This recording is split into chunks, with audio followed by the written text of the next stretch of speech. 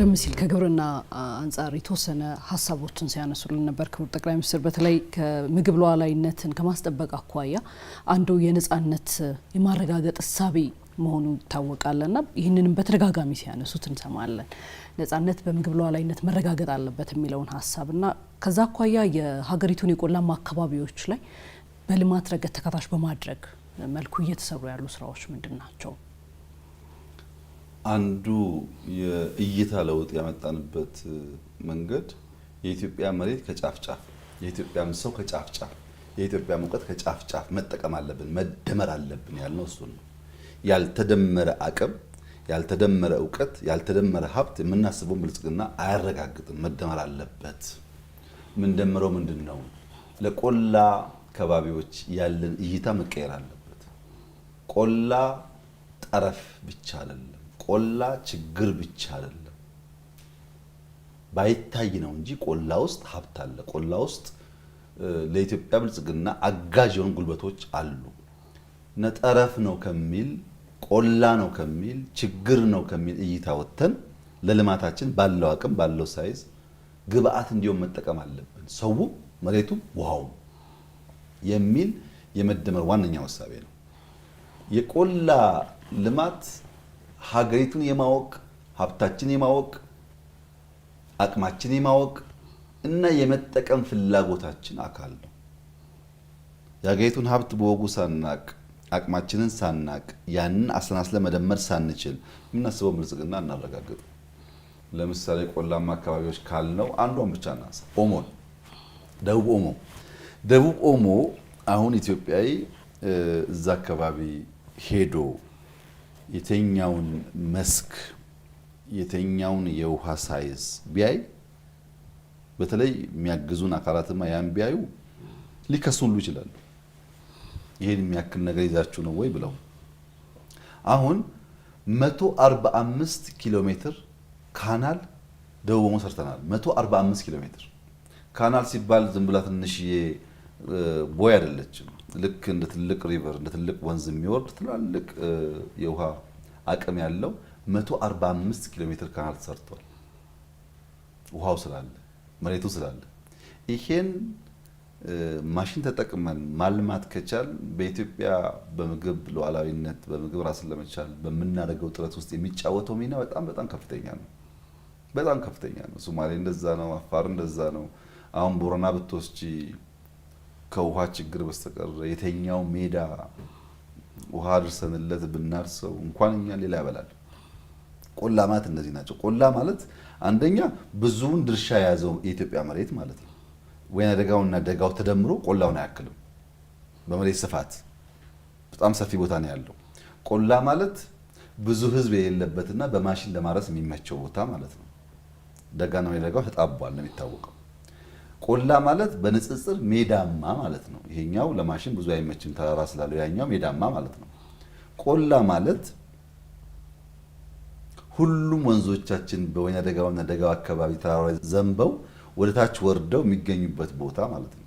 እንጦጦ እኮ ዝናብ ከዘነበ ከ15-20 ደቂቃ በኋላ ውሃ የለም። ውሃ ያለው ታች ነው፣ ይወርዳል።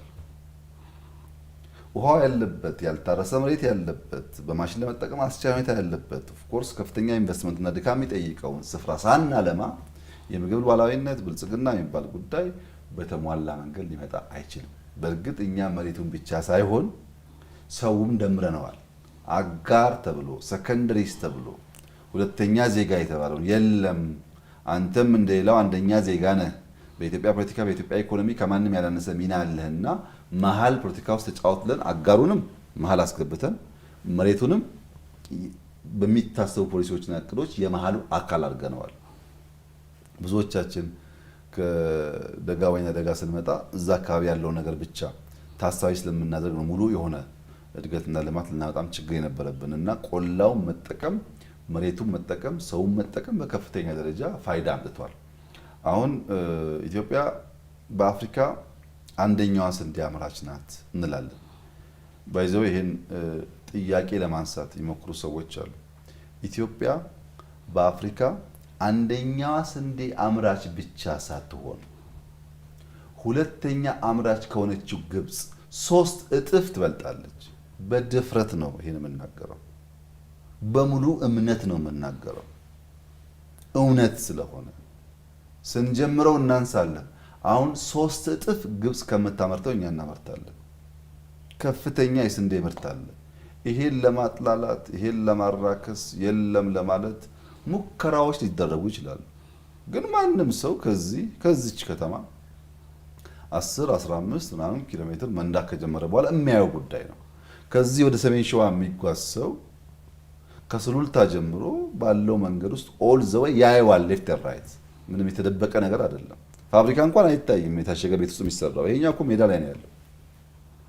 በሁሉም ጫፍ ተንቀሳቅሰን እናያለን። ሌላው ቅድም ባነሳሁልሽ ውስጥ የሚታየው ቴክኖሎጂ በሚመለከት እኔ ዛሬ ኢትዮጵያ ውስጥ ምን ያክል መሬት እንደታረሰ በየአካባቢው ሄጄ ማየት አይጠበቅብኝም። በሳተላይት ኢሜጅ ሲስተሞች አሉ። ምን ያክል መሬት እንደታረሰ እናውቃለን። እዚህ ሆነን በዚያ መሬት ውስጥ ምን ያክል ሃርቨስት ሊገኝ እንደሚችል እንገምታለን። በሚያንሰው በሱፐርቪዥን በዳታ ይጨመራል። ቴክኖሎጂ እኮ አለ ዛሬ፣ ችግር የለውም። ኢትዮጵያ በአፍሪካ አንደኛዋ ስንዴ አምራች የሆነችበት ምክንያት ቆላን መጠቀም በመጀመራችን ነው። ለምሳሌ አንዱ የሚነሳው ኢትዮጵያ ስንዴ የምታመርት ከሆነ ለምን የዳቦ ዋጋ አልቀነሰም? ለምን ስንዴ ወደ ሀገር ውስጥ ይገባል? የሚሉ አንዳንዱ ጀኒን ከሆነ እሳቤ የሚሰጥ ጥያቄ አለ። አንዳንዱ ደግሞ ያው የተሸፈነ አጀንዳ ያለው ጥያቄ አለ። እኔ ኢትዮጵያ ስንዴ እያመረተች መሆኑን የማውቅበት አንድ ማስረጃ አለኝ። እኔ እንደ ሰው ቢሮ በገባው አመት በ2 አመት 3 አመት ድረስ በየአመቱ ስንዴ ኢትዮጵያ ውስጥ ለሚጎል 800-900 1 ቢሊዮን ዶላር አውጥተን ካልገዛን በስተቀረ ምግብ አገር ውስጥ ያለው አይበቃም የሚል ጥያቄ ቀርቦልኝ ነበር። እኔ ግራ ቢያጋባኝም ጉዳዩ እፈርም ነበር ያ ጉዳይ እንዲፈጸም። ባለፉት 2-3 አመታት ግን 1 ብር አውጥቼ አላውቅም ለስንዴ። ከውጭ ስንዴ እንዲገባ 1 ብር አውጥቼ ገዝቼ አላውቅም 2-3 አመታት። ለዚያ ነው ደረቴን ነፍቄ ተመርቷል እምለው። ሄጄ ስለማየው ብቻ አይደለም፣ ገንዘብ ስለማላወጣበት። ለምሳሌ ማዳበሪያ እስካሁን እናስገባለን፣ አላመረትንም። እስካሁን ብር ይጠየቃል። ስንዴ ግን ብር አይጠየቅም። ታዲያ አንተ ባትገዛም እኮ ስንዴ ሀገር ውስጥ ይገባል። ገባ ሲባል ዜና እንሰማለን የሚሉ ሰዎች ካሉ አዎ ሊገባ ይችላል። ኢትዮጵያ ከ1 ሚሊዮን በላይ ስደተኛ የተሸከመች ሀገር ናት። ኤክስ ዋይ የሚባል ሀገር ተነስቶ ለኢትዮጵያ ይሄን ያክል ቢሊዮን ረዳ የሚለው ለኔ እኮ አይደለም የሚረዳው፣ ስንዴ ጭኖ መጥቶ ለነዛ ስደተኛ የሰጠውን ጭምር እኮ ኢትዮጵያ የሚለው። እነዛን ስደተኞች ዓለም መቀለብ አለበት። የኔ የግል ችግር አይደለም። ከተለያየ ሀገር የመጡ ናቸው። በክብር አስቀምጫለሁ፣ እያስተማርኳቸው ነው። እነሱን ለመቀለብ የምሰጥህ ስንዴ ነው ካለኝ በኋላ ይሄን ያክል ስንዴ ሰጠው አይደለም፣ ይሄን ያክል ቢሊዮን ረዳው ነው የሚለው። እየረዳም የራሱን ስንዴ እየላከም አትላክ ልለው አልችልም። ለኔ ብቻ የሚደረግ ጉዳይ አይደለም። እኔ አልረዳም ማለት አይደለም፣ ግን ዋናው ሰው እንዲገባው ነው። ለምን ፐርፐዝ ነው ይመጣ። ኢትዮጵያ በአፍሪካ አንደኛ ስንዴ አምራች ከሆነች ለምን ታዲያ ስንዴ እንዲገባ ፈቀደች? ለምን ታዲያ ስንዴ ተሸመተ ከውጭ ለሚለው ሰው ደግሞ ኢትዮጵያ በአፍሪካ አንደኛ የሆነ አየር መንገድ አላት። በአፍሪካ አንደኛ ብቻ ሳይሆን ከሁለተኛው በብዙ እጥፍ የራቀ አየር መንገድ አላት። ግን ተርኪሽ ኤርዌይ ኢትዮጵያ ይገባል፣ ኤሚሬትስ ይመጣል፣ የካታር ኤርዌይ ይመጣል። አንደኛ አየር መንገድ ስላለ ለምን ነው የአየር መንገድ እኛ ጋር ይመጣው? ለምን አይከለከልም? የኛ ደግሞ ይቀር። ቡና እንውሰድ። እኛ ቡና አንደኛ አምራች ነን፣ ቢሊየን ሸጥን እያልኩሽ ነው።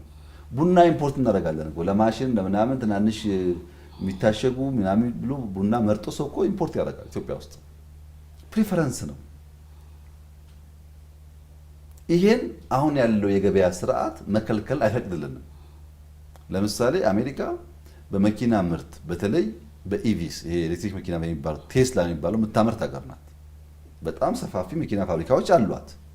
ግን ከአውሮፓም ከቻይናም መኪና ምርት ይገባባታል። ለዚህ እኮ ነው አሁን ፕሬዚዳንት ትራምፕ ከውጭ የሚገባው መኪና ይሄን ያክል ፐርሰንት ታሪፍ የሚሉት እኮ ለዛ ነው። መኪና አላቸው።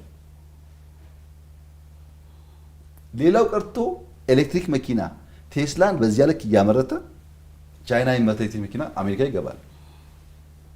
እኔ አምጥቼ እሸጥብሃለሁ አንተ አታመጣብኝ ማለት አይቻልም። እኔም እሸጣለሁ እሱም ይሸጣል።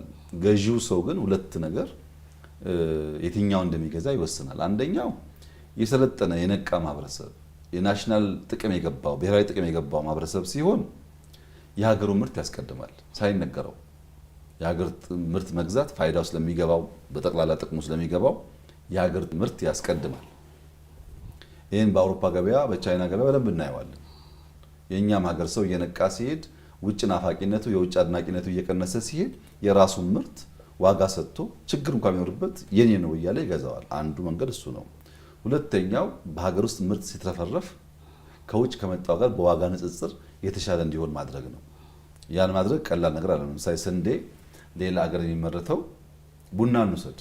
ስንዴን ትተን ቡና ብራዚል በሄክታር 120 130 ታመርታለች በሄክታር።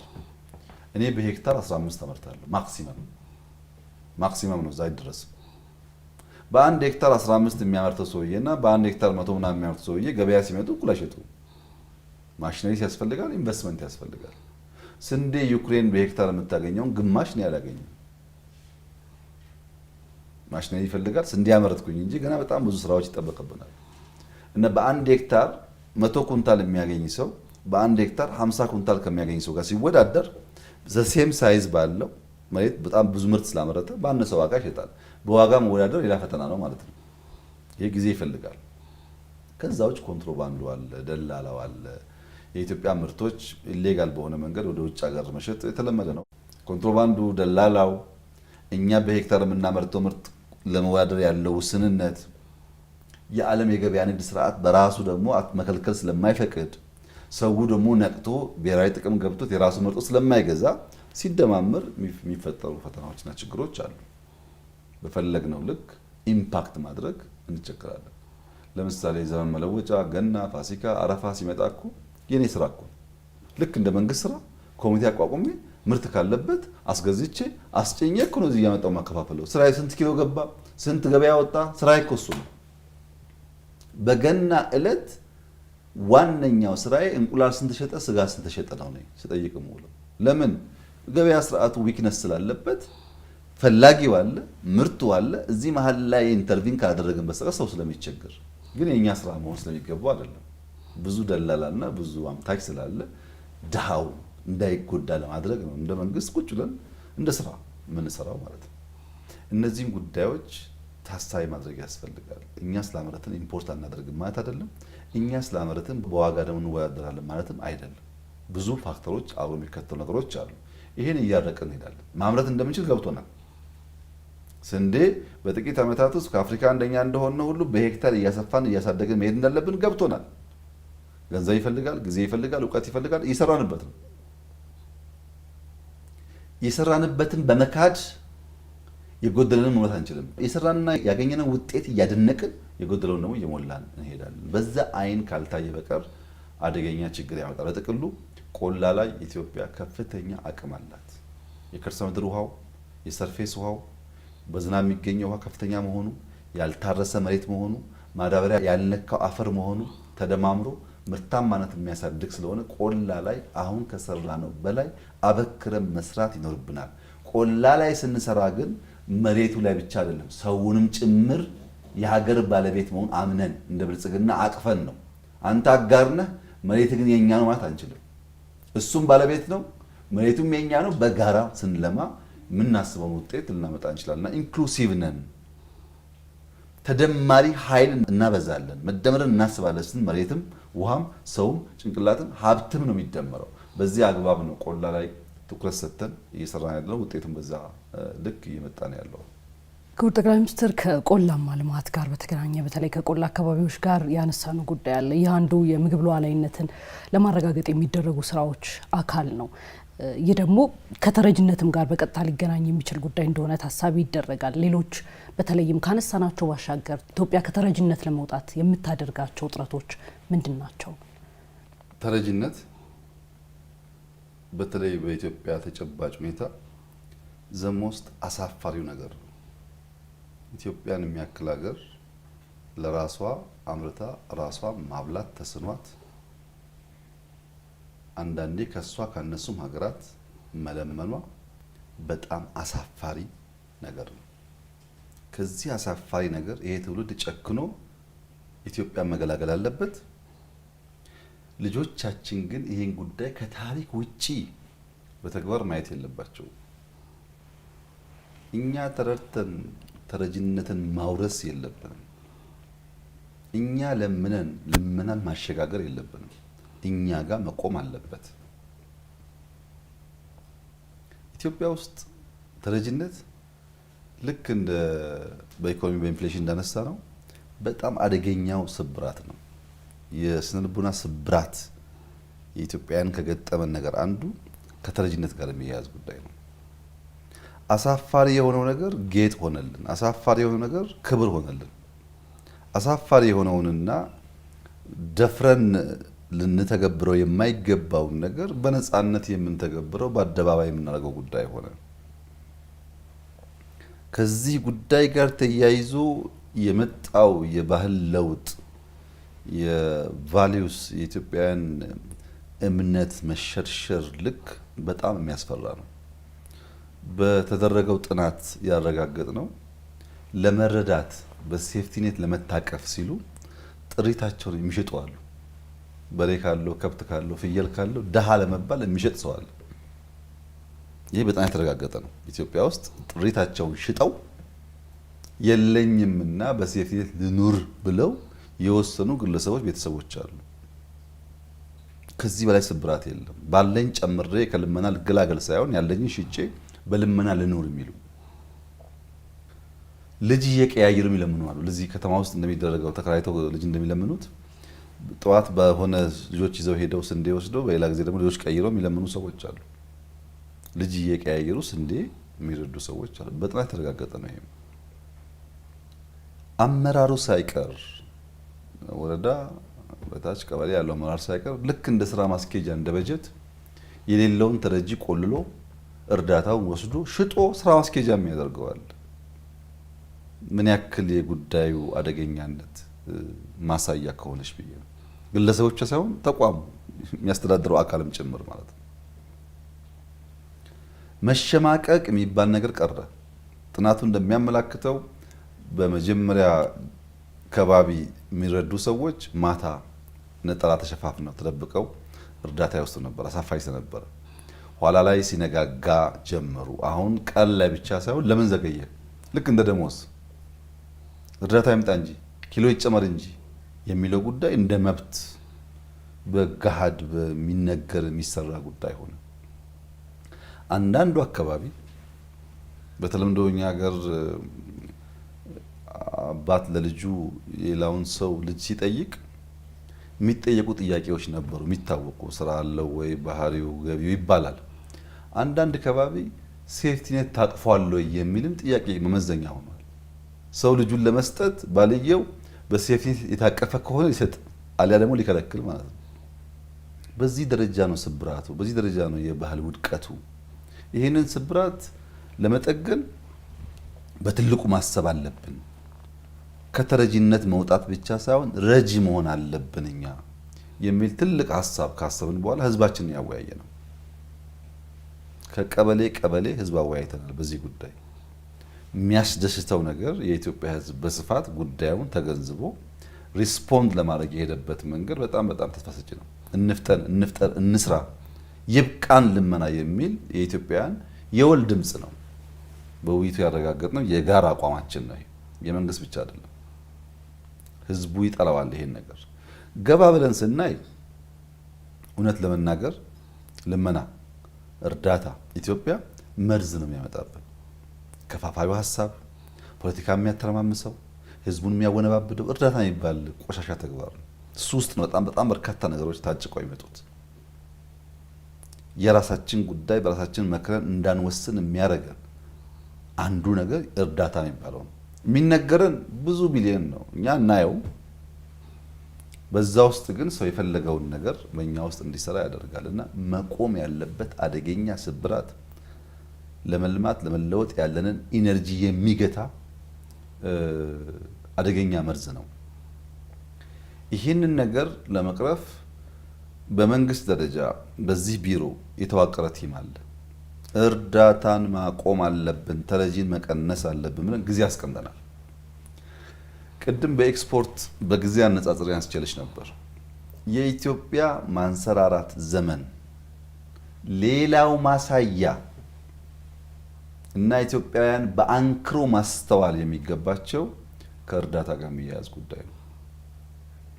በ2013 ትናንትና ኢትዮጵያ 27 ሚሊዮን ገደማ ተረጂ ነበራት። 27 ሚሊዮን ገደማ።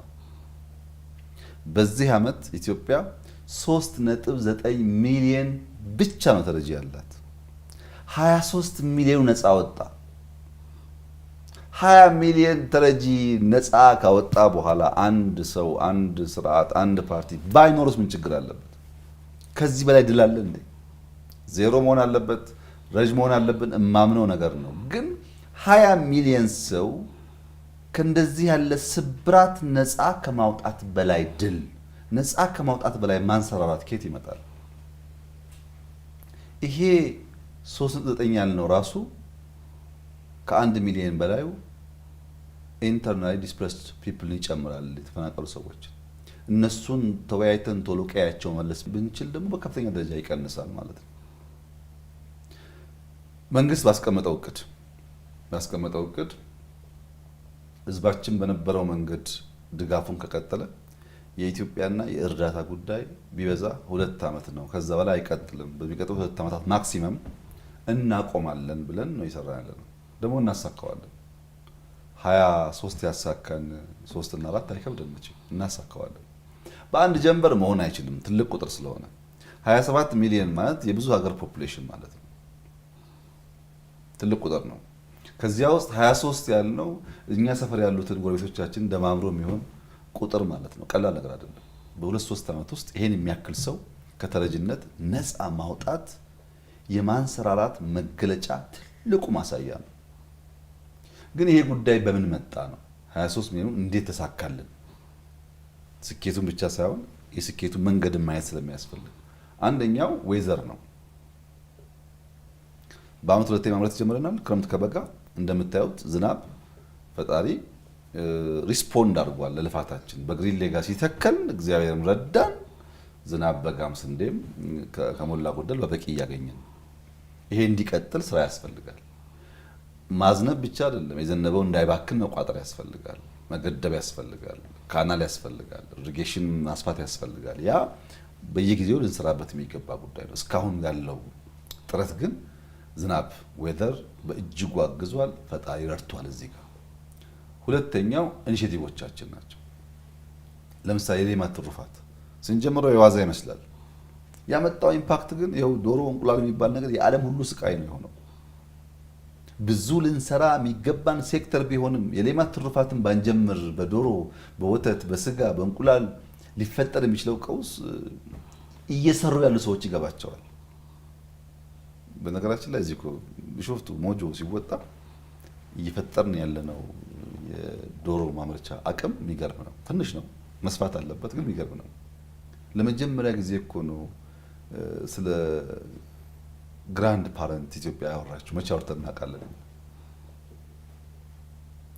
ግራንድ ፓረንት ኖሮን ኢትዮጵያ ውስጥ ጫጩት አምርተን ማስፋት የሚል ሀሳብ ራሱ ሌማት እኮ ነው የመጣው፣ አልነበረም። አሁን ግን በከፍተኛ ደረጃ እያደገን ያለው አሁንም ስራ ይፈልጋል። ያ ኢኒሼቲቭ ረድቷል። ብዙ ቤት እንቁላል፣ ብዙ ቤት ዶሮ ገብቷል። የበጋ እርሻ ቆላን ጨምሮ በጋ እርሻ ብዙ ችግር ቀርፏል። ከዚህ አንፃር ብዙ ቤተሰብ ከልመና እንዲገላገል አድርጓል። የጓሮ እርሻ ያልነው የጓሮ ሄጉምን ሰላጣ፣ ቆስጣ የምንሰራው ነገር እዚህ ቤት እንኳን በ2-3 ሳምንት ምን ያክል ሰው መጥቶ በወር ውስጥ የጓሮ አትክልት እንደሚካፈል ያው እናያለን ጊዜ በየቦታው የጓሮ እርሻ አግዟል። የከተማ መሬቶች ባዶ የነበሩ ወደ እርሻ መቀየራቸው አግዟል።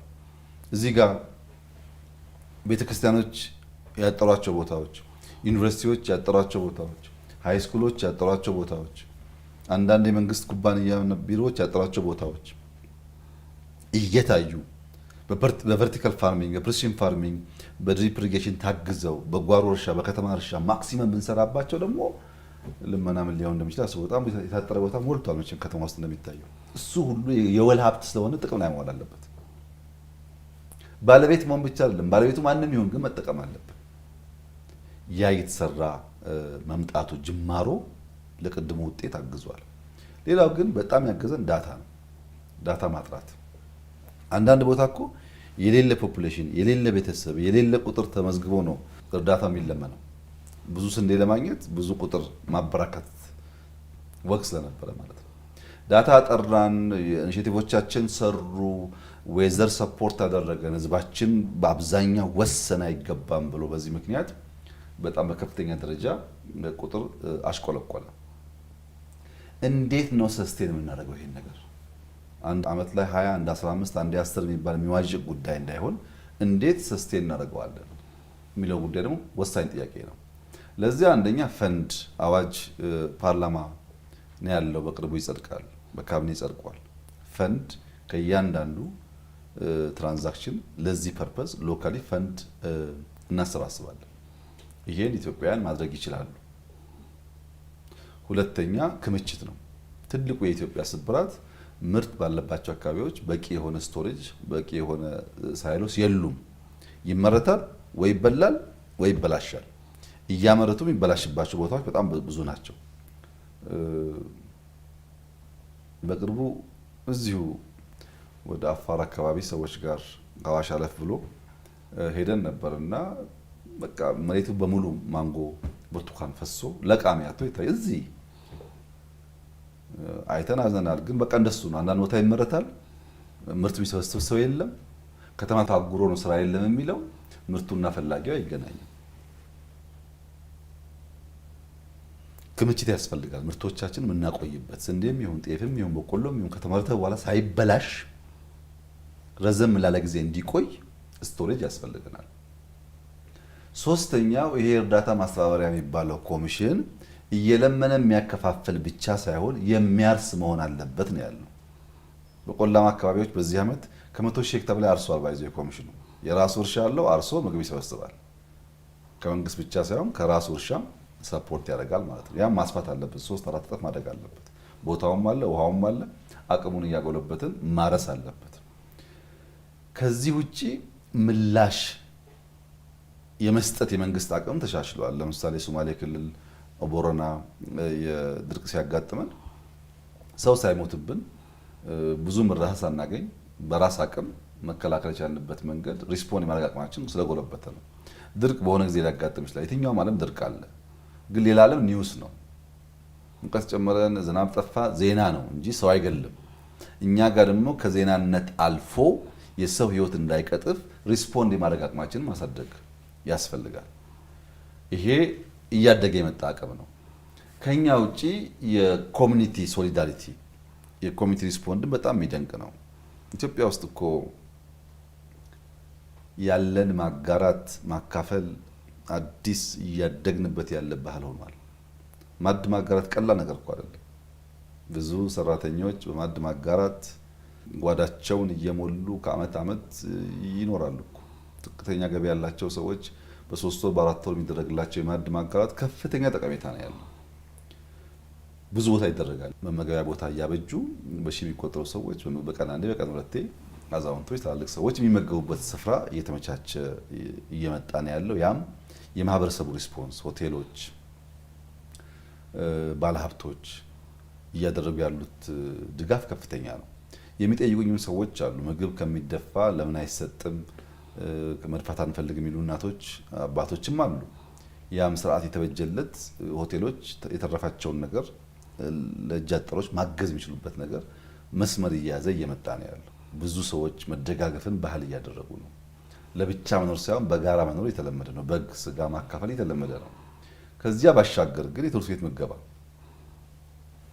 እጅ አጠር ሰዎች በምግብ ምክንያት ልጆቻቸውን ትምህርት ነፃ ነው፣ ግን ምግብ ነፃ ስላልነበረ መላክ የሚቸገሩ በሚሊዮን የሚቆጠሩ ልጆች እኮ መግባለን። አሁን ቁርሳቸውን ምሳቸውን ትምህርት ቤት እየበሉ ይማራሉ እኮ። አንዳንድ ድርጊታችን እኮ በጣም ሀብታም ሀገር ነው የምንመስለው። በሚሊዮን ተማሪ እየመገቡ በነፃ ማስተማር ቀላል ነገር እኮ አይደለም። መደረግ አለበት። ልጆች ምግብ ስላጡ ትምህርት ቤት እንዲቀሩ መደረግ የለበትም። የአቅም መጎልበት አለበት። ግን ጅማሮ በጣም ተስፋ ሰጪ ነው። እነዚህን ደምረን ነው እንግዲህ ወደ ኢትዮጵያ ኤድ ማደግ አለበት። ኢትዮጵያ ተረጂ ሳይሆን ረጂ መሆን አለባት። ፈንዱ ካደገ ክምችቱ ኢንቨስት ካደረግን ፕሮፐርሊ ተቋሙ ማለት ከጀመረ የሚያመርተውን ምርት የሚያከማቸውን ነገር በዘላቂነት ሊያቆዩ አይችልም። ያመርት ያከማችና ገበያ ችግር አለ ሲባል ኢንተርቪን አድርጎ ገበያ ያረጋጋል። ምርቱ ካለ ገበያ ችግር ከሌለስ ኤክስፖርት ችግር ካለ ኤክስፖርት ያደርጋል። በገበያም በኤክስፖርትም ክፍተት ካልታየስ ትርፍ ካለው የተቸገሩ ካሉ ያግዛል። ምክንያቱም ያ ማቆያ ቦታ ያ ስቶሬጅ ለሌላ ምርት ስለሚዘጋጅ ዝም ብሎ ማስቀመጥ አይቻልም። ወይ ይሸጣል፣ ወይ ይረዳል፣ ወይ ገበያ ይረጋጋበታል እና ደግሞ አዲስ ምርት ይተካል ማለት ነው። ሌላውም ዓለም የሚያደርገው ይሄን ነው እና በእኛም ሁኔታ ወደዛ ማድረግ የሚያስችል አቅም ስላለ ጅማሮ ውጤቱ ያንን ስለሚያመላክት ኢትዮጵያ ወደ አጋዥነት መሸጋገር አለባት። ትልቁ ህልም እሱ ነው። አጋዥ የሚለውን ህልም ለማሳካት ግን መጀመሪያ በትንሹ መጀመር ይፈልጋል። ቅድም እንዳነሳሁት ባለፉት 3 ዓመታት 23 ሚሊዮን ተረጂ ነፃ ያወጣች ኢትዮጵያ እያደገች ነው ካልተባለ ማን ነው ታዲያ እያደገ ያለው? ባለፉት 3 ዓመታት 23 ሚሊዮን ተረጂ ነፃ ያወጣ መንግስት ሀገሬ እያንሰራራች ነው ካላለ ማን ነው ታዲያ እያንሰራራች የሚለው? የሚጨበጥ የሚዳሰስ ውጤት ነው። ያ ውጤት በእያንዳንዱ ሰው ቤት ውስጥ በእኔና በአንቺ ቤት ውስጥ ላይታይ ይችላል። ምክንያቱም የኛ ህይወት ዘዬ እሱ አይደለም። የሚነካቸው ሰዎች ግን አሉ። በዝምድና ባታቂያቸው፣ በትውውቅ ባታቂያቸው፣ በቅርበት ባታቂያቸው አይመለከተኝም ማለት አትችይም። ለምን? የጋራ ህልም አለናልና፣ ናሽናል ኢንተረስት አለናልና። የጋራ ህልም ካለን የነሱ ኑሮ ዘዬ መቀየሩ ባንቺ ኑሮ ውስጥ ኢምፓክት አለው። ኑሯቸው ካልተቀየረ ሌባ ይሆናሉ፣ ገዳይ ይሆናሉ፣ ምናምን ይሆናሉ፣ ጥፋት ያመጣሉ ማለት ነው።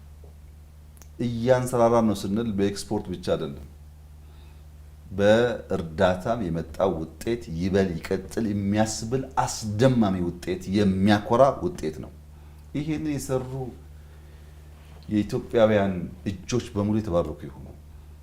አሳፋሪውን ቀንበር ስላነሱልን፣ አሳፋሪውን ቀንበር ለማንሳት የነበረን ጉጉት እንደሚሳካ ስላሳዩ፣ አርሶ አደሮቻችን፣ ነጋዴዎቻችን፣ ባለሀብቶቻችን፣ እየጋገሩ የሚያበሉ እናቶቻችን እጃቸው የተባረከ ይሁን። መጠንከር አለበት ይሄ ስራ። መለመን የለብንም። ለማኝ ሀገር ሉዓላዊነት ብሎ ደረቱን ነፍቶ መናገር አይችልም። ያ እንዲቀየር የጀመርነው ስራ አስደማሚ ነው። ኢትዮጵያ ከምታንሰራራበት ዘርፉ አንዱ ይሄ ነው። በውጤቱ እጅግ አድርገን ደስታ ይሰማናል።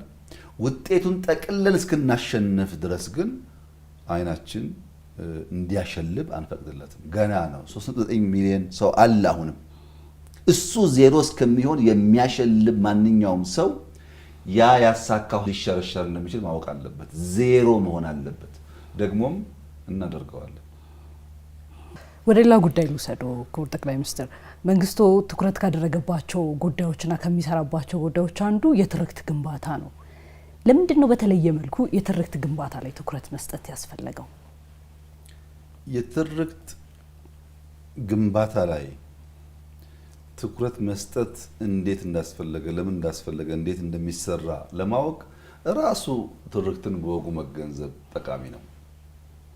ሰዎች ትርክት ችግር መሆኑን የሚገነዘቡት በብሔር በሃይማኖት ስለምንጨቃጨቅ ከፋፋይ ነገር ስለተነገረን በሚል ብቻ ነው። እሱ አንዱ ነው። እሱ ብቻ ግን አይደለም። ትርክት ማለት በየቀኑ ለልጃችን ምን እነግረዋለን፣ እኛ ለኛ ለራሳችን ምን እነግረዋለን። ቅድም እንዳነሳሁት ትምህርት ቤት ስንሄድ የሚነገረ ምንድን ነው? ማትችል፣ ማታቅ፣ ማትከናወን፣ ማይሳካልን፣ ሰነፍ ወይም ከእገሌ የምታንስ አይደለም። በየቀኑ የምንሰማው እኮ ይሄ ያ አላስፈላጊ በውድድር በአሸናፊና ተሸናፊ ስነልቦና የተሞላው የየዕለት ውሏችን የትርክት ውጤት ነው። ትምህርት ቤት ስንሄድ መምህራኖቻችን ይሄን ያደርጋሉ። ሌላ የጋራ የምንውልበት ኳስ መጫወቻ ብንሄድ ጓደኞቻችን ቡል ያደርጉናል። ትርክት እኮ ነው። አንተ ሸፋፋና፣ አንተ አስቀያሚና፣ አንተ እንደዚህ ነው የሚለው ጉዳይ ሁሉ የሰውን ውስጣዊ ስነልቦና እየሰበረው ስለሚሄድ ያ ሰው መጨረሻ ላይ ሙሉ ሆኖ ሙሉነት ያለው ሳይ ማሰብ ይቸገራል። እንደዚህ ያሉ በተናጠል ያሉ ንግግሮች፣ አጥንት ሰባሪ ንግግሮች፣ ቅስም ሰባሪ ንግግሮች፣ ህልውና አዋኪ ንግግሮች ተሰናስለው አደገኛ ጎርፍ ደግሞ የሚዘምባቸው በሚዲያ ሲሆን አደገኛ ጎርፍ ደግሞ የሚሆን በስቴት በተቋም በተደራጀ ኃይል ደግሞ ሲሆን ያንተ ዘር አንደኛ ነው የሱ ዘር አይረባም፣ ያንተ እምነት እንደዚህ ነው የሱ እምነት አይረባም፣ ያንተ ትምህርት ዘርፍ አይረባም የሱ እንደዚህ ነው የሚባለው አማርኛ በጥፊ እንደመምታት በቦክስ እንደመምታት በጥይት እንደመምታት ስለማይታይ ነው እንጂ ውስጣችን እያደቀቀ የሚሄድ ነገር ነው። አድቃቂ ነው። ይሄ በብሔሩ ባያስብ በራሱ የማይተማመን በርካታ ሰው ፈጥሯል። በሃይማኖቱ ባይመካና በሃይማኖቱ ሰው ባይሳደብ በራሱ ሙሉእነት የማይተማመንና ከማድረግ ይልቅ በመታዘብ የሚያሳልፍ ሰው ፈጥሯል። ስብራቱ በጣም ሰፊ ነው። በትምህርት ስርዓቱ መታየት አለበት፣ በሚዲያው መታየት አለበት፣ በእምነት ተቋማት ስብከት መታየት አለበት። በእያንዳንዱ ቀን የሚዘራው ስብከት ራሱ ኢነርጂ ፕሮቫይድ የሚያደርግ ነው ወይስ ያን የሚያሳጣው መታየት አለበት። ቤተሰብ ቤት ውስጥ የሚያወራው ወሬ መታየት አለበት። ጓደኞች አብረው ሲውሉ የሚያደርጉት ነገር መታየት አለበት። እነዚህ ሁሉ ጉዳዮች ተሰናስለው ነው እንግዲህ እንደ ሀገር ያለን የተስተካከለ ትርክት የሚፈጥሩት። ግለሰብ የሚሰራበት ማህበረሰብ የሚሰራበት መሰረታዊው የስሪት ምሰሶ ትርክት ነው። ሰዎች ደሃ ናችሁ፣ ሰዎች ያደጋችሁ የበለጸጋችሁ ናቸው የሚባለው ትርክት ነው።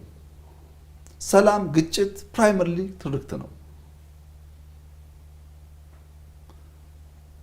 አንድ ኤግዛምፕል ላንሳለች። በአንድ አፍሪካ ሀገር ከአመት በፊት በአንድ አመት ውስጥ 77,000 ሰዎች ጥቃት በሚያደርሱ አጥቂዎች በአመት አልቀዋል። በአንድ ሀገር ውስጥ በየቦታው በሴንጢ ሲገደሉ፣ በጥይት ሲገደሉ፣ በምናምን ሲገደሉ በእነዚህ እንደኛ ጦርነት ሳይባል ግን በመርደረርስ ማለት 77,000 ሰዎች። አንድ ኢንቨስተር ያን ሀገር በንጽጽር የተሻለ ነው ለኢንቨስትመንት ይቻላል ይመቻል ፐርሲቭ ሲያደርግና ከትርክቱ ምክንያት ሲያስብና እንደ ኢትዮጵያ ያለ ሀገር ደግሞ ለኢንቨስትመንት አይመችም ብሎ ከትርክት ምክንያት ሲያስብ የኢንቨስትመንት ኢንፍሎ ይጎዳል ማለት ነው። አበዳሪዎች አናበድርም ብትኮ ግጭት አለባችሁ እንዲህ ያለባችሁ ደሃ ናችሁ አትከፍሉም ብለው እኮ ነው እንጂ የኢትዮጵያ ዕዳ በንጽጽር እኮ እዚህ ግባ ይባላል። ከአፍሪካ አንደኛ፣ ከአፍሪካ ሁለተኛ፣ ከአፍሪካ ሶስተኛ እየተባሉ የሚደረደሩ ሀገራት ያለባቸው ዕዳ እኛ ካለብን ዕዳ 10-20 እጥፍ ይበልጣል። በብዙ እጥፍ ይበልጣል። ያ ዕዳ ወደኛ ዕዳ ልክ ቢገባ የነሱ ዕዳ ወደኛ ዕዳ ልክ 20 ምናምን ቢሊዮን ብቻ ቢገባ ምናልባት እኛ በብዙ እጥፍ እንበልጣቸው እንችላለን። ዕዳ ቆልለውም ጭምር ነው እኮ አንደኛ የሚባሉት። ለምን ፐርሰፕሽኑ መክፈል ይችላሉ ነው። አንቺ መክፈል ትችላለሽ፣ አንተ መክፈል አትችልም። ትርክት ሲባል የማይነካው ዘውግ የለም። ፊልሞቻችን ተመልከቺ፣ ሙዚቃዎቻችንን ተመልከቺ፣ ብዙ ነገራችን መፈተሽ አለበት። እነዛን ጉዳዮች መፈተሽ ስንችል ግለሰብ ላይ፣ ማህበረሰብ ላይ፣ ለጋራ ግብ የሚቆም ትውልድ ላይ ትርክት አይተኬ ሚና ይጫወታል። አንድ የሰማሁትን እውነተኛ ታሪክ እንደ ምሳሌ ብትጠቀም ምናልባት የትርክትን ጉዳይ ሊገልጸው ይችላል። ምን ያክል ውሸት፣ ምን ያክል የተደራጀ ነገር ሰው እንደሚያዛባ ለማየት ስለሚያግዝ። በአንድ ወቅት በሀገር ፍቅር ቲያትር የአንድ ዘመን ትውልድ ነበረ። ያ ትውልድ ቁጥሩ ቀላል የማይባል ሰው አሁን በህይወት አለ። ይሄንን ነገር ስናገር በዚህ ጉዳይ የተሳተፉ ሰዎች በህይወት ስላሉ ምን እያልኩ እንዳለ በደንብ ይገባቸዋል። ሀገር ፍቅር አንድ ሰው ይሾማል ኃላፊ ተደርጎ። ያ የተሾመው ሰው ልክ እንደ ማንኛውም ማናጀር እንደ ማንኛውም አመራር በሱ ስር የሚሰሩ ሰራተኞች በሰዓት እንዲገቡ በሰዓት እንዲወጡ ዲሲፕሊን እንዲሆኑ ይፈልጋል። የቲያትር ሰራተኞች ባህሪ ደግሞ አንዳንዱ እያመሸ ይጽፋል፣ አንዳንዱ እያመሸ ላውታ ይሰራል። የሥራ ባህሪው በሰዓት የታጠረ አይደለም። ማታ አምሽተው ጠዋት በሰዓት ሊገቡ ይቸገራሉ። ያንን ፍሌክሲቢሊቲ ደግሞ ሰውየው መስጠት አልወደደም እና ጠዋት ሲገቡ ፈርሚ 30 ደቂቃ አሳልፈሻል፣ 40 ደቂቃ አልፎብሃል ማለት ጭቅጭቅ ጀመረ።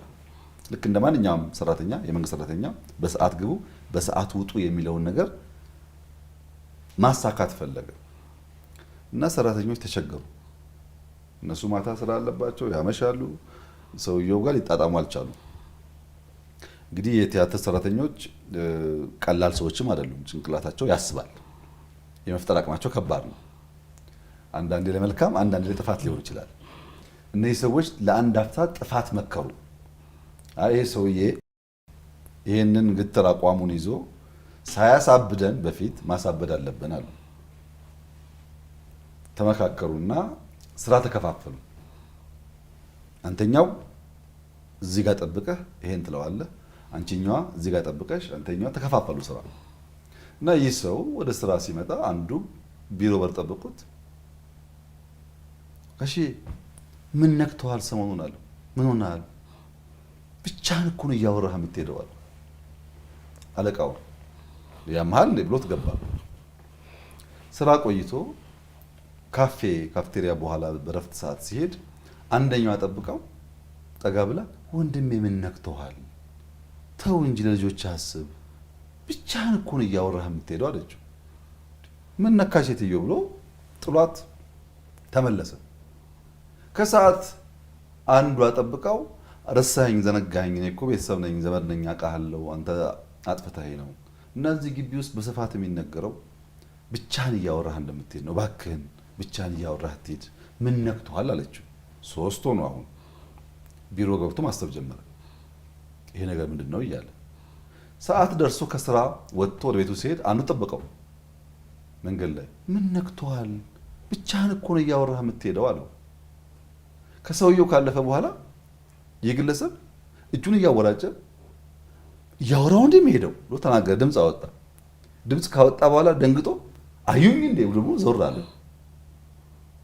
በዛ ሂደት ውስጥ የነሱ መጥፎ እሳቤና ፍላጎት በሰውየው ውስጥ እየሰረጸ ገባ ማለት ነው። እያመነ ሄደ። ይሄ እውነተኛ ታሪክ ነው። ኢትዮጵያ ውስጥ የሆነ ሀገር ፍቅር የሆነ ነው። ሰዎች ተደራጅተው ያልሆነውን ነገር ደጋግመው ነግረው ያልሆነው ሰውዬ እንደሆነ እንዲያስብ የሚያስገድድ ትርክት ማለት ነው። እየቆየ ሲሄድ ሰውየው ላይ ምን ሊያመጣ እንደሚችል ማሰብ ነው። በተደጋጋሚ ደግሞ የሚነገር ሜታል አባባል አለ። አንድ አርሶ አደር በግ ሊሸጥ ከቤቱ በግ ተሸክሞ ይወጣል እና ሰዎች ይመካከሩና ትንሽ ጉዞ እንደጀመረ አንደኛው ጋሽዬ ምን ነክቶ ነው ውሻ ተሸክመ የምትሄድ ይለዋል። ያማል እንዴ በግ ነው ብሎት ያልፋል። ትንሽ ደግሞ ልፍ እንዳለ አንደኛው ጋሽዬ ምን ነክተዋል? ውሻ እኮ የተሸከምኩ ይለዋል።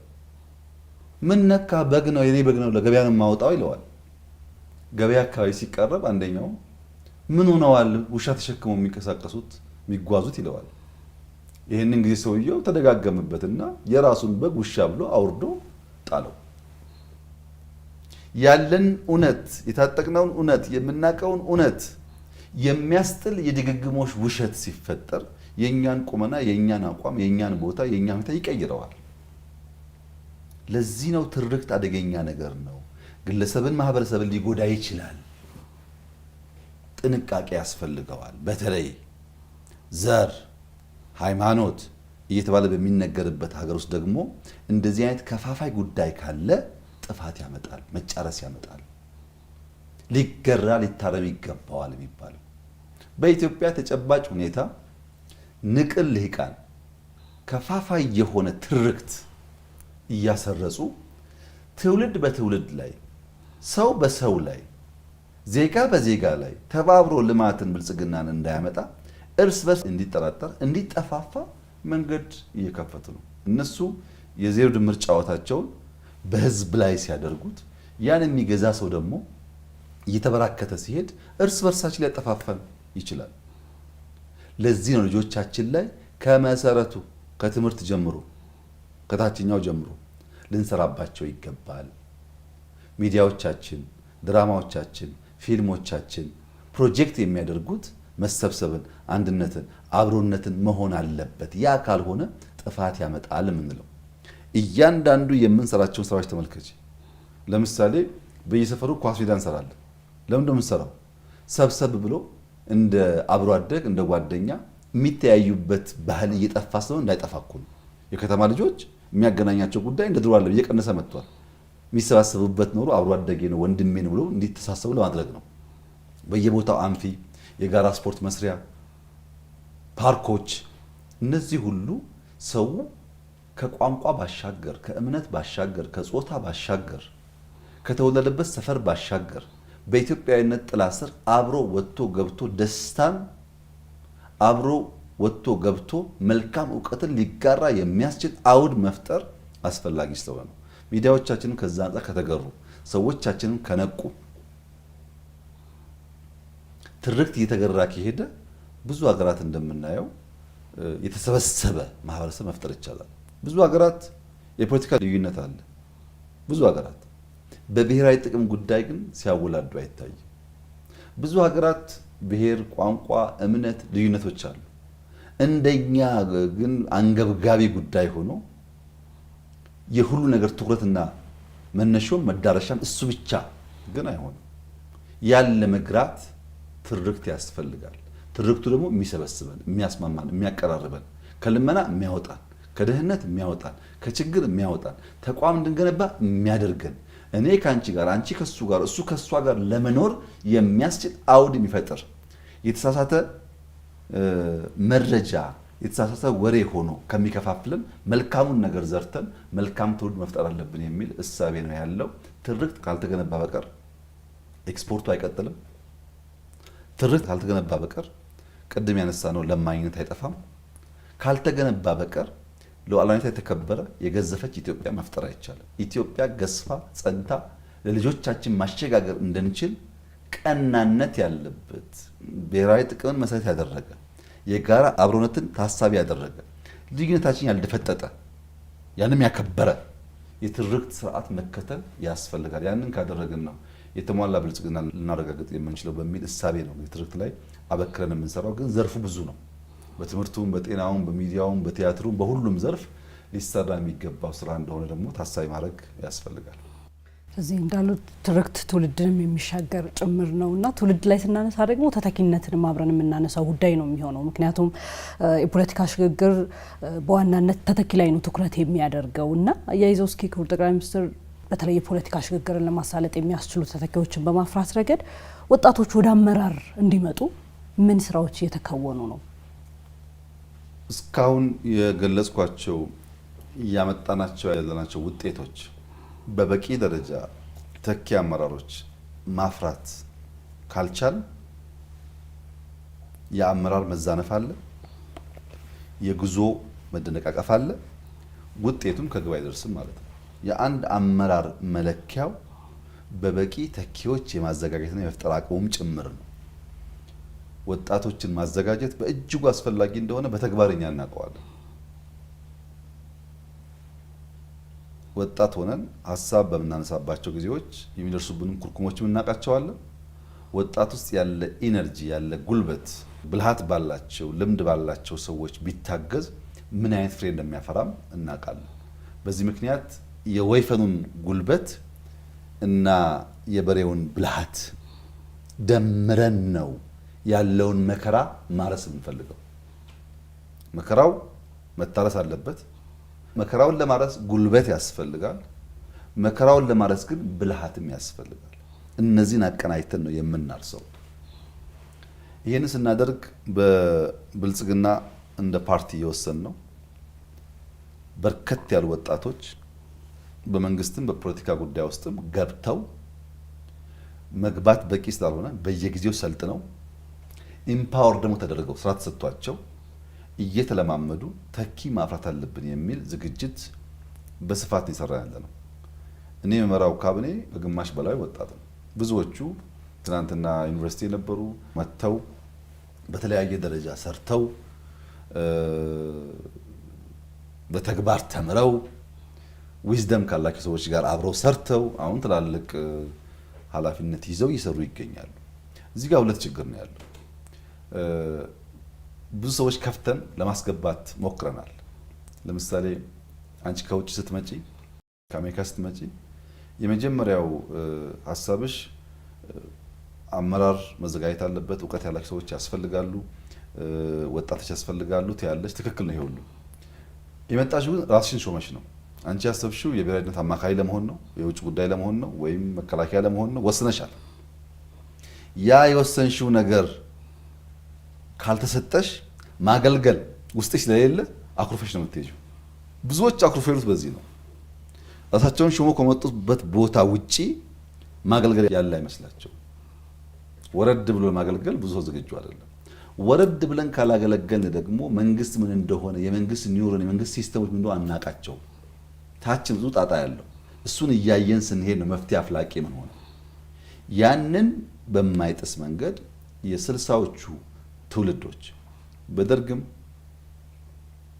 በኢህአዴግም እስከ ብልጽግና መጀመሪያ አካባቢ ከሞላ ጎደል የኢትዮጵያ ፖለቲካ አድራጊ ፈጣሪ ሰሪዎች የስልሳው ትውልድ ነው። በስልሳዎቹ ያሉ ትውልዶች ናቸው አጀንዳ ፈጣሪም ሰሪም። ይሄ ጉዳይ ምን ውጤት እንዳመጣ ደግሞ አይተነዋል። በሁለቱም መንግስታት ዘመን አይተነዋል። ለዚህ አሁን ደረጃ በደረጃ ዊዝደም ሉዝ ሳናደርግ ተኪ ፎርስ አገር የሚያሸጋግር ፎርስ መፍጠር አለብን በሚል በታቀደ መንገድ ነው እየሰራ ያለ ነው። በእርግጠኝነት ከኛ የተሻለ ውጤት የሚያመጡ ሰዎች እየተፈጠሩ እንዳሉ ይሰማኛል። አመራር ሲፈጠር ፕራይመርሊ ሰውየው መወሰን አለበት። ህልም ከሌለው ስለተማረ ብቻ፣ ትጋት ከሌለው ስለተማረ ብቻ፣ ማለፍ በሚገባው መንገድ ማለፍ ካልፈቀደ ስለተማረ ብቻ በቂ መሪ ሊወጣው አይችልም። መሪነት የእውቀት ብቻ አይደለም፣ የስኪልና የዊዝደም ጭምር ነው። ያ ስኪልና ዊዝደም ነው የሚገኘው ወጥቶ መውረድ ነው።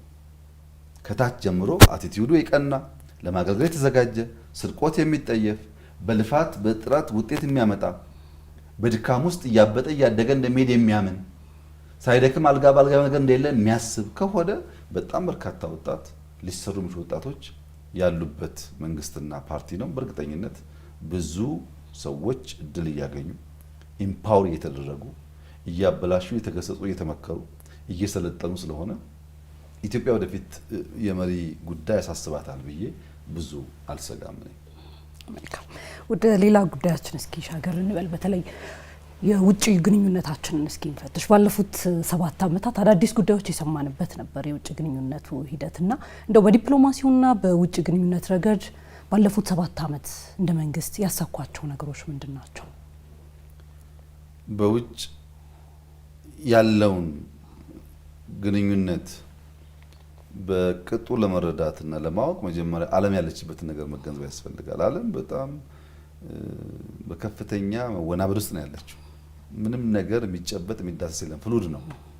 በየቀኑ የሚወጡ ዜናዎች የዓለምን ነገር በተሟላ መንገድ ለመተንበይ የሚያግዙ አይደሉም። ብዙ አዳዲስ ኒውሶች፣ ዛሬ ፍቅር ነገ ጸብ፣ ዛሬ ህብረት ነገ መበተን የሚታይበት ዓለም ነው። በሽታው ጦርነቱ የዓለም ሁኔታ ተደማምሮ አጠቃላይ የዓለም እድገት ካለፉት 10 ዓመታት በንጽጽር ቀንሷል። አጠቃላይ የዓለም እድገት ቀንሷል። ራሱ ፍሉዲቲው ያለው ችግር እድገት እንዲቀንስ አድርጓል። በዓለም ላይ በሁሉም ዓለም ማለት ይቻላል በንጽጽር ግሽበት ጨምሯል። ድሮ ከነበረው ግሽበት የኑሮ ውድነት ጨምሯል። በሁሉም ዓለም ማለት ይቻላል የአቅርቦት ሰንሰለት ተመቷል። የንግድ ስርዓት ተጎድቷል። የመርከብ ንግድ እንኳን ብናይ በዘንድሮ ዓመት 40% ቀንሷል። ግማሹ ግጭት ነው፣ ግማሹ ታሪፍ ነው፣ ግማሹ ምክንያት አለው፣ ግን ቀንሷል። በዓለም ላይ የብድር ጫና በጣም ከፍ ብሏል። መንግስታት ያለባቸውን ብድር ለመክፈል ተቸግረዋል ብዙዎቹ። አብዛኛው የአፍሪካ ሀገርም ብድርን ሰስቴን የሚያደርገው ከዚህ ተበድሮ እዚህ እየከፈለ ነው።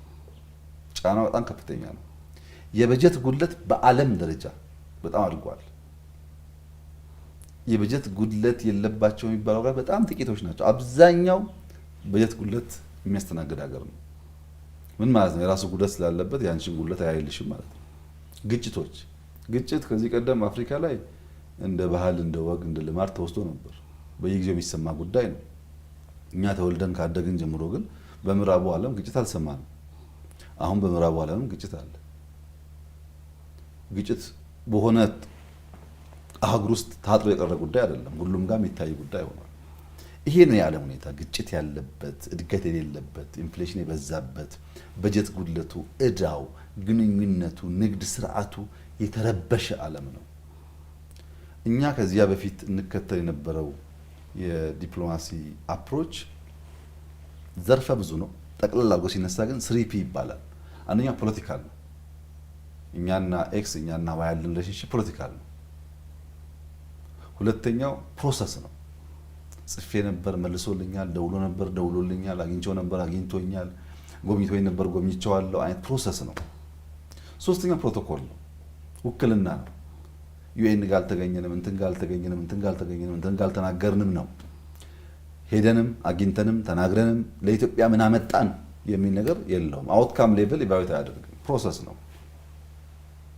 ፖለቲካል ብቻ ከሆነና ቢዝነሱ ከሌለ ፕሮሰስ ብቻ ከሆነና አውትካም ሌቭል የማይታይ ከሆነ ፕሮቶኮል ብቻ ከሆነና ሀገር የምትገለጸው ፕሮቶኮል ብቻ ከሆነ ውጤት የለውም። መቀየር አለበት። ይሄ አውድ እያንዳንዷ ነገር ከናሽናል ኢንትረስት አንጻር መመዘን አለባት የሚል ውሳኔ ነበረን። ፖሊሲያችንን ቀይረናል። ጎረቤት ላይ የሚያተኩር የንግድ ስርዓት የሚያሰፋ ወዳጅ የሚያበራክት እንዲሆን አድርገን ለመስራት በ4 ኤ ነው የከፈልነው። የመጀመሪያው ኤ አክቲቭ ነው ያልነው። አክቲቭ ማለት ዓለም እየተወናበደ ነው ያለው የነቃ ግን ደግሞ ገለልተኛ መሆኑን የማይስት ዲፕሎማሲ መንቃት አለበት። ንቁ ሆኖ መከታተል አለበት። በየቀኑ ስለሚወነባበድ አንድ ቀን ብንዘናጋ ያልፈናል። ነቅተን መጠበቅ አለብን። ግን ደግሞ ገለልተኛ መሆን አለብን። ተለጣፊ መሆን የለብን። ንቁ ገለልተኛ የሚለው አክቲቭ አልነው። ሁለተኛው ደግሞ ኦልተርናቲቭ ማበራከት አለብን። ኤክስ ወዳጃችን ስለሆነ በቃ ሳይሆን ከየአህጉሩ ከየመንደሩ ሳንቅ ሳናራክስ የልብ ወዳጆች የኢትዮጵያ ወዳጆች ማፍራት አለብን። በጥቅሉ ያለው እንደተጠበቀ ሆኖ ግን በየቦታው ምስጢር የሚያጋሩን፣ ችግር የሚጋሩን፣ ደስታ የሚጋሩን ሁነኛ ወዳጆች እንደ ሀገር እንደ መንግስት እየፈጠርን መሄድ አለብን። ያ ያለው ውጤት በብዙ ስላየ ነው። ሶስተኛው ገቢር ነበብ መሆን አለበት። አዳፕቲቭ መሆን አለበት። ብዙ የሚቀያየር ነገር ስላለ ስታቲክ በሆነ መንገድ አንድ ያሰብነውን እቅድ ፍላጎት በዘላቂነት እናሳካ አንችልም። ገቢር ነበብ መሆን አለብን ስንል አዳፕቲቭ መሆን አለብን ስንል ከርዕዮተ ዓለም እስረኛ የጸዳ መሆን አለበት። ከሆነ እሳቤ እስረኛ የጸዳ መሆን አለበት። ለምሳሌ ሚድል ኢስት አያስፈልጉንም እነሱ ልጅ ስለሆኑ አንልም። ከነሱም የንግድ ትስስር አምጥተን ውጤት የምናመጣ ከሆነ እንወዳጃቸዋለን። ከአረቡ ዓለም ወዳጅ ስለሆን እስራኤል ታስፈልገንም አንልም። እስራኤልም ወዳጃችንን ታስፈልገናለች፣ አረቡም ያስፈልገናል። እነሱ መካከል ያለ ቁርሾ ካለ ከቻለ እናስታርቃለን፣ ካልቻለ ግን ገለልተኞች ነን። በአንዱ አንታጠርም። ገቢር ነበብ የሆነው ለምንድን ነው? ከዚህኛው የምናገኘውን ከዚህ ስለማናገኝ። ይሄኛው ያለው ኳሊቲ ይሄኛው የለውም። እኛ ፕራግማቲክ ነን። የምናገኘውን ነገር በሚለይ መንገድ ነው የምንሄደው። የመጨረሻው ግን አጀንዳ ነው። ዓለም ዲፕሎማሲው በአብዛኛው አጀንዳ ተቀባይ ነው። ኮክ ይደረጋል፣ ይነገራል፣ በድግግም ይሰበካል። እሱ ነው አጀንዳው። ኢትዮጵያ አጀንዳ ተቀባይ ከመሆን ወጥታ አስፈላጊ በሆኑ ጉዳዮች አጀንዳ ሰጪ መሆን አለባት። የሰው አጀንዳ ኢንተርቴን የምናደርግ ብቻ መሆን የለብንም። በዓለም አቀፍ ተቋማት በሚያስፈልጉን ጉዳዮች ለመሳተፍ አሰርቲቭ በሆነ መንገድ ቦልድ በሆነ መንገድ ዲማንድ ማድረግ አለብን። ምንም የምንሽኮረመምበት ምክንያት የለም። ትልቅ ሀገር ነው፣ ምንም ጥያቄ የለውም። ከዓለም 11 ትላልቅ ህዝብ ካላቸው ሀገሮች አንዱ ነው ኢትዮጵያ። የሺህ ዓመታት ታሪክ ያለው ሀገር ነው ኢትዮጵያ። ቢበረታና መባላቱን ቢያቆም መብላት ብቻ ሳይሆን ማብላት የሚችል ሀገር ነው ኢትዮጵያ።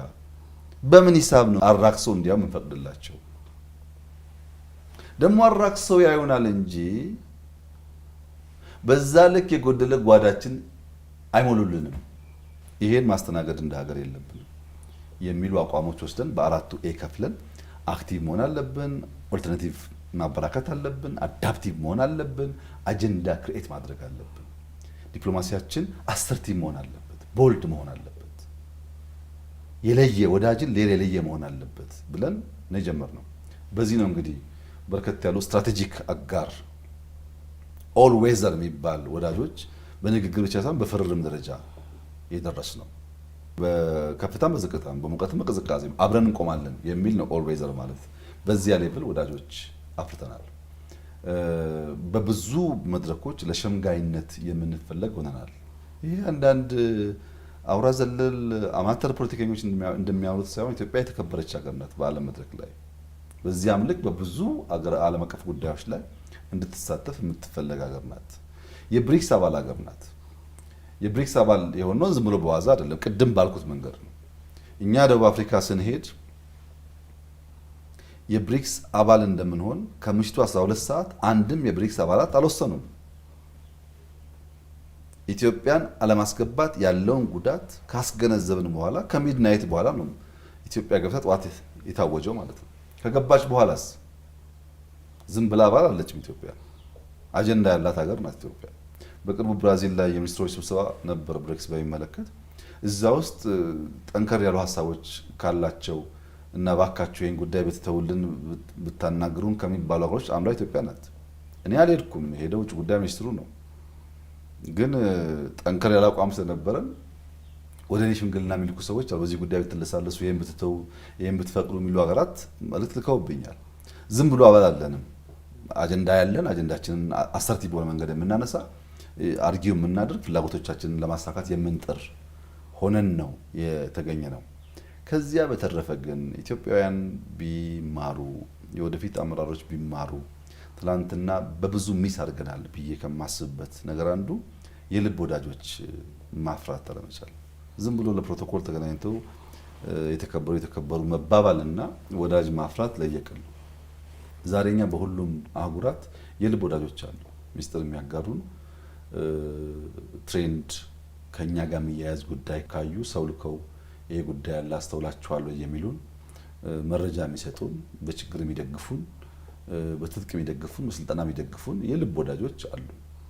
እንደዚህ አይነት ወዳጅነት ሲፈጠር ዲፕሎማሲው ናሽናል ኢንትረስትን እየጠበቀና እያረጋገጠ እንዲሄድ በእጅጉ ያግዛል እና ባለፉት 7 ዓመታት በመካከለኛው ምስራቅ፣ በአውሮፓ፣ በሩቅ ምስራቅ፣ በሰሜን አሜሪካ ጠንካራ ወዳጆች የፈጠርንበት፣ የምናምናቸው የሚያምኑን፣ የምናውቃቸው የሚያውቁን፣ የምንረዳቸው የሚረዱን ሰዎች የተፈጠሩበት፣ ከብዙዎቹ ጋር በሳምንት 2-3 እንደ ቅርብ የስራ ጓደኛ የምንነጋገርበት፣ የምንጻጻፍበት፣ ሚስጥር የምንጋራበት፣ ችግርን የምንጋራበት፣ ሀሳብ የምንጋራበት እጅግ የተሻለና ያደገ የዲፕሎማቲክ አውድ ተፈጥሯል። ይሄ ግን ከብዙ ጉዳይ ጋር ይያያዛል። ልመናን ሳናቋርጥ ምንም ወዳጅ ብንፈጥር የኤክስፖርት አቅማችን አድጎ እዳ መክፈልን ችግር ሳናደርግ ምንም ወዳጅ ብንፈጥር አይዘልቅምና እድገቱን እያረጋገጥን ልመና እያቋረጥን እዳ በደንብ እዳችንን ከፍለን ከእዳ ጣጣ ነፃ ወጥተን ይኸውን የያዝነውን አቋም ከያዝን ግን የኢትዮጵያ የወደፊት የዲፕሎማሲ መድረክ ምንም ጥርጥር የለውም በልኳ ይሆናል። እስካሁን ከልኳ በጣም የወረደ ነው። በመላላክ የሰራናቸው ስራዎች አሉ። ግን እንደ ሀገር ብሔራዊ ጥቅም ላይ ቆመን የሰራናቸው ስራዎች ውስን ናቸው እና ከመላላክ የወጣ አጀንዳ ከመቀበል የወጣ የራሱን አጀንዳ ይዞ በማያስፈልግ ጉዳይ ኖ፣ በሚያስፈልግ ጉዳይ ደግሞ የስ ብሎ የሚሄድ ቁመና እየፈጠርን ያለ ነው። በዚህ መንገድ ነው ዲፕሎማሲን እኔ የምገመገመው። እርስዎ እንደ መሪ የመሪ ዲፕሎማሲ ላይ በጣም ጠንካራ እንቅስቃሴ እንዳሉት በብዙ መልኩ ይገለጻል። ከዛ ባለፈ በዓለም አቀፍ መድረኮች ላይ ለምሳሌ ፋይናንስ መዋቅርን በመሞገት የአፍሪካ ህብረት የዩኤን ተሳትፎን በመሞገት ረገድ በመሪነት የሚወጧቸው ሂደቶች አሉ። ምን ያህል ዲፕሎማሲው ደግፎታል ይላሉ? የእርስዎን ተሳትፎ እዛ ላይ ማየት የሚያስፈልግ ስለመሰለኝ ይህን ጥያቄ ያነሳሁት። ቅድም እንዳነሳሁት ነው። ተቋም ስብራታችን ነው። ተቋም መገንባት አለብን። በኢትዮጵያ የውጭ ጉዳይ ሚኒስቴር ውስጥ ልምድ ያካበቱ ዊዝደም ያላቸው ሰዎች አሉ። ምንም ጥያቄ የለው። ረጅም ዓመታት ያገለገሉ ልምድ ያላቸው ሰዎች አሉ። ያ ልምድ ግን መገራት አለበት። ከፖለቲካ ከፕሮሰስ ከፕሮቶኮል ወጥቶ ፍሬያማ እንዲሆን መገራት አለበት። እንደ ተቋም እውነት ለመናገር ሰፊ ስራ የሚጠይቀን አንዱ መስክ ውጭ ጉዳይ ሚኒስቴር ነው። አሁን ሪፎርም ጀምረናል። ወጣት አመራሮች አምጥተናል። በርከት ያለ ወጣት 100 ገደማ ወጣት ከዩኒቨርሲቲ አወዳድረን አስገብተናል። ስልጠና እየሰጠን ነው። በተለያየ ዓለም ስልጠና እየሰጠን ነው። በአረብኛ፣ በቻይንኛ፣ በፈረንሳይኛ፣ በእንግሊዝኛ የተለያየ ቋንቋ የሚሰሩ ወጣቶች እያበራከትን ነው። በሚቀጥሉት 2-3 ዓመታት ተቋሙ የምንፈልገውን ቅርጽና ቁመና እንደሚይዝ ይታመናል። እስካሁን ባለው ሁኔታ አንዳንድ ጊዜ አሮጌ አቁማዳ አዲሱን ወይን ለመሸከም ያለው ዝግጁነት የተቸገረ ከሆነ በነበረው መንገድ የሚጓዝ ከሆነ ተቋሙ አለ፣ ፍላጎቱ አለ፣ ግን የሚከወነው ነገር ውስን ሊሆን ይችላል። አሁን ለውጥ ተጀምሯል። ውጤቱ በአንድ ጀንበር የሚታይ ባይሆንም በእርግጠኝነት በሚቀጥሉት ዓመታት ውጭ ጉዳይ ጠንካራ ኢንስቲትዩሽን እንደሚሆን እምነት አለ። እኔም በሚመለከት እኔ ያው ፍላጎት ግብ የማስበውን ነገር አነጣጥሬ ነው የምሰራው። ማንኛውም ነገር እርሻ ላይ ስንዴ ከፈለኩ ስንዴ ላይ ነው የምሰራው። ከተማ ላይ ኮሪደር ከፈለኩ ኮሪደር ነው የምሰራው። ዲፕሎማሲውም እንደዚሁ ነው። ዝም ብሎ በገፍ በጅምላ የሚባል እንቅስቃሴ ብዛም አልደግፍም። ውጤት ማግኘቴን አረጋግጬ ነው የምንቀሳቀሰው። በዚያ መንገድ ከሞላ ጎደል የተሳካ ቆይታ ነበረኝ። ብዙ ተምሬበታለሁ፣ ብዙ ወዳጅ አፍርቼበታለሁ፣ ብዙ ስለ ዓለም ተገንዝቤበታለሁ። ገና ብዙ መማር የሚገባኝ ነገር ደግሞ እንዳለ አውቃለሁ። እኔም ጓደኞቼም ተጋግዘን የኢትዮጵያን ዲፕሎማሲ ወደሚቀጥለው ደረጃ እንደምናሸጋግር ሙሉ እምነት አለኝ።